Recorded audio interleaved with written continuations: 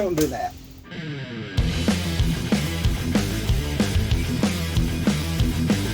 Alright everybody, welcome back. This is the final part of the rear diff rebuild. As you can see right here, I got the new bearings in. The tool that I had did not come in, and I will show a picture of what you need and what the part number is. I'll put it up right now. But I had to improvise and cut as much of it out as I could, take the bearings out and get in there and cut it a little bit at a time to get the actual big housing right here off. And it was a pain in the butt, to say the least, just by the way that they put these on here. They are just like the Toyota axles, but we did get them pressed back on. Pressing them on is fairly straightforward to pressing on any other bearing, but like I said, these right here, they were a pain to get off without the correct tool. And even all the shops around me, every one of them said that they don't do them because of how dangerous they are. And Nissan said that they could do it, but they couldn't get to it for a couple days. And it was going to be quite pricey too to get them to press off the old ones. So I had to, like I said, I improvised and cut them off by hand. But we got them back on and everything's good now. And we're about to install the axle back into the housing. I've already put the other side on. So we got the new seal on right here, and I went ahead and lubed up the area.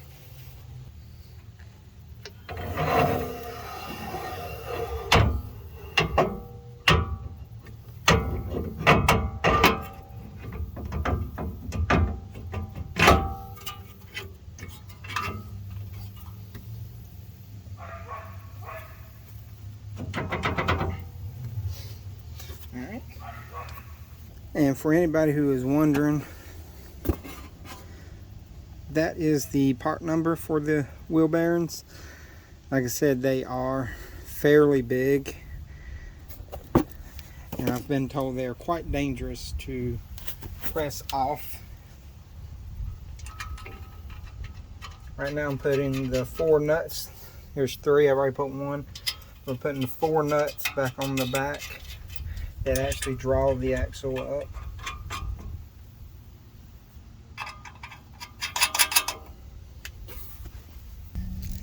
And I will put a link up to the last video, which has the link to the previous video, since this is a 3-part series.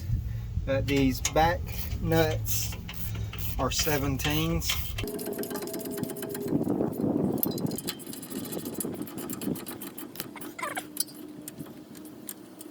Alright, I had to take this right here off to press the new one on. All this is for your e-brake and for your brake shoes to sit on.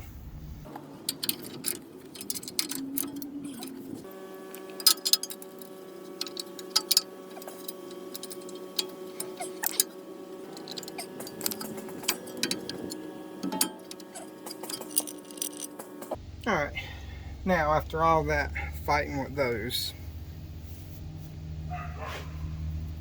I'll stick my e-brake cable back in. You can see it sticking through right there. I'll stick that in there, and I'll twist it around.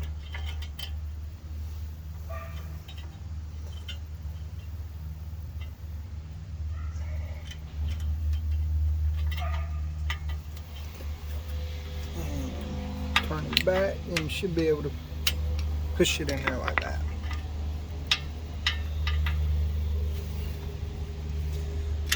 Then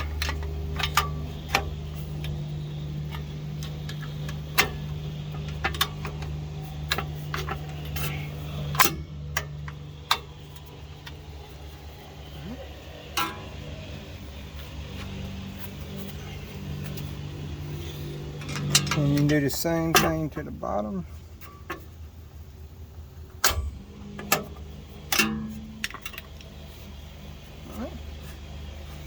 Your e-brake is back on. Now I am going to spray this down with some brake cleaner real quick.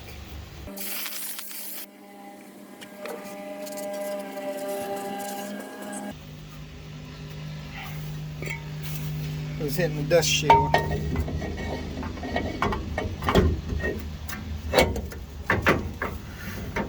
Alright, much better.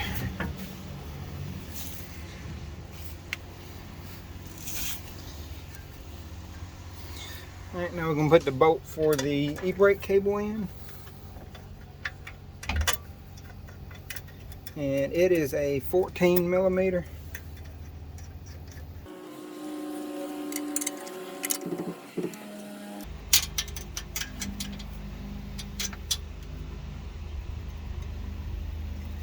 Then we have our ABS sensor. And it uses two 12 millimeter bolts.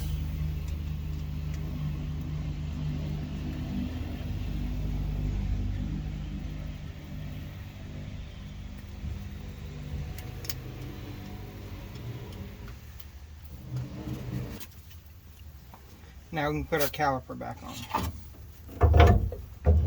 Just remember it goes under the leaf spring.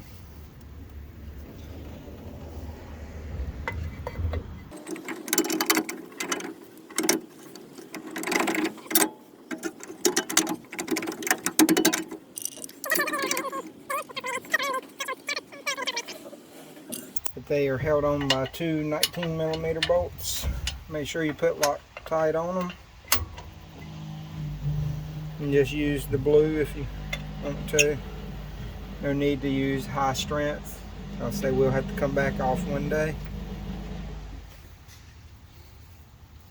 Alright, next step is to put the cover on it, and then put the drive shaft in, and then put fluid in it.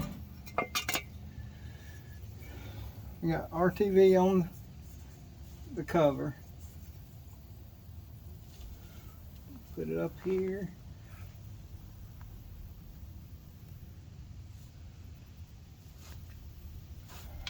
I'm going to start one.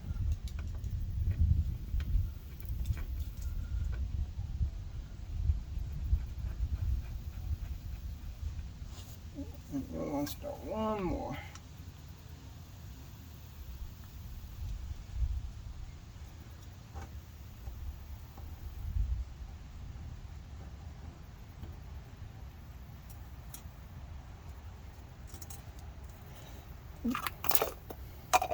Now we can go ahead and start all the other ones now that we got those two holding it.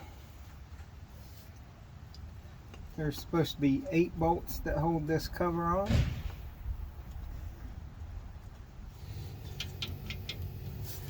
Alright, and this is the last bolt. Just double check them.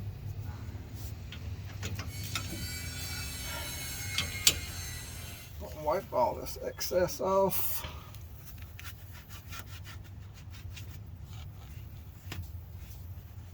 And then on top of it, there is a bracket that holds your e-brake cable.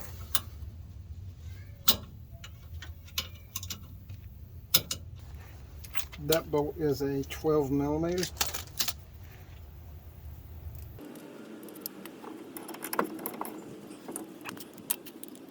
Next thing we're going to do is hook up the drive shaft.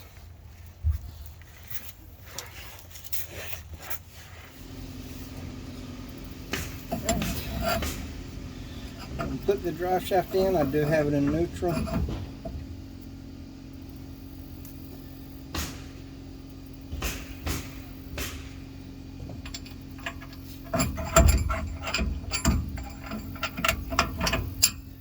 The bolts did go in through the back on these.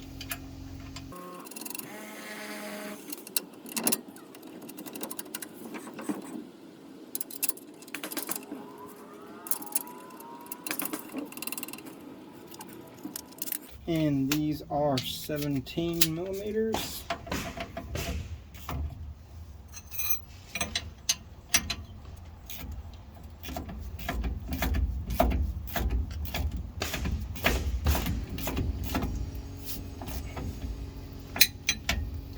don't tighten them super tight just yet.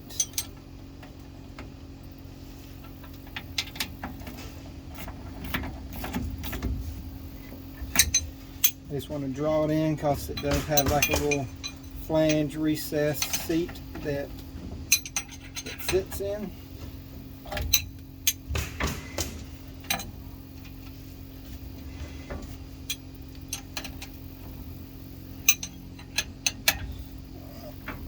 Now we can tighten them up.